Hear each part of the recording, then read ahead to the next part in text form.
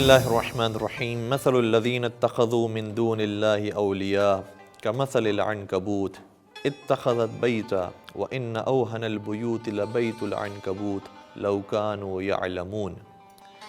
جن لوگوں نے خدا کو چھوڑ کر کسی اور کو اپنا سرپرست بنا لیا ہے، ان کی حالت مکڑی کی طرح ہے جس نے اپنے لیے ایک گھر بنا لیا، اور اس میں کوئی شک نہیں کہ سب سے کمزور گھر مکڑی کا گھر ہوتا ہے اگر وہ جان لیتے۔ سورہ عنکبوت آیت نمبر 41۔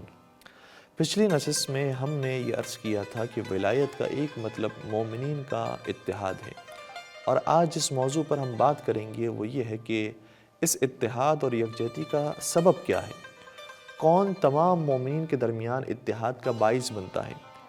اگر وہ دھاگا نہ ہو تو تمام موتی بکھر جائیں، اور اگر وہ ہو تو پوری قوم تسبیح کے دانوں کی طرح ایک ساتھ حرکت کریں۔ اگر اس دھاگے کو نازک اور باریک رکھا گیا تو یہ دھاگا ایک نہ ایک دن ٹوٹ جائے گا اور ہماری طاقت بننے کے بجائے کمزوری میں تبدیل ہو جائے گا۔ وہ دھاگا عقیدہ توحید کا دھاگا ہے جو صرف اللہ پر ایمان رکھ کر ہی مضبوط کیا جا سکتا ہے، ایمانی اور ولائی معاشرے کے قیام کے لیے، تاکہ آپس میں اتحاد کی فضا قائم رکھی جا سکے۔ بنیادی طور پر عقیدہ توحید پر ایمان محکم ضروری ہے، اور اللہ کی ولایت اس کے بنائے ہوئے ولی کی ولایت سے ظاہر ہوگی۔ اسی لیے ہماری روایات میں عروۃ الوثقیٰ سے مراد اہل بیت اطہار علیہ السلام کی ولایت کو قرار دیا گیا ہے۔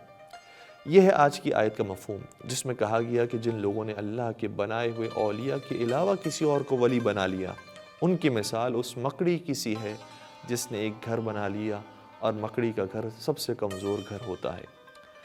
چند ماہ قبل بعض عرب ممالک امریکہ اور اسرائیل کی حکومت کے گرد گھوم رہے تھے۔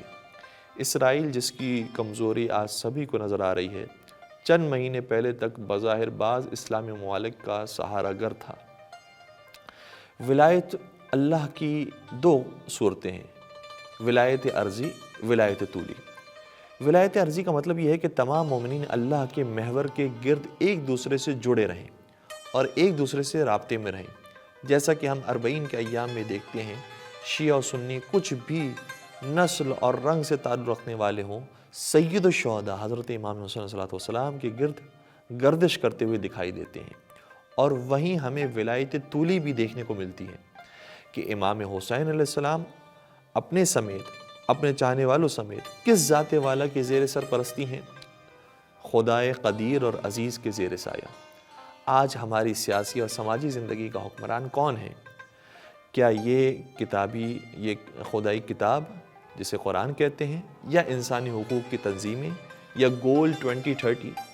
آج اللہ کی ولایت قرآن سے ظاہر ہوتی ہے، اور قرآن کی ولایت مراجین عظام کی ولایت سے ظاہر ہوتی ہے۔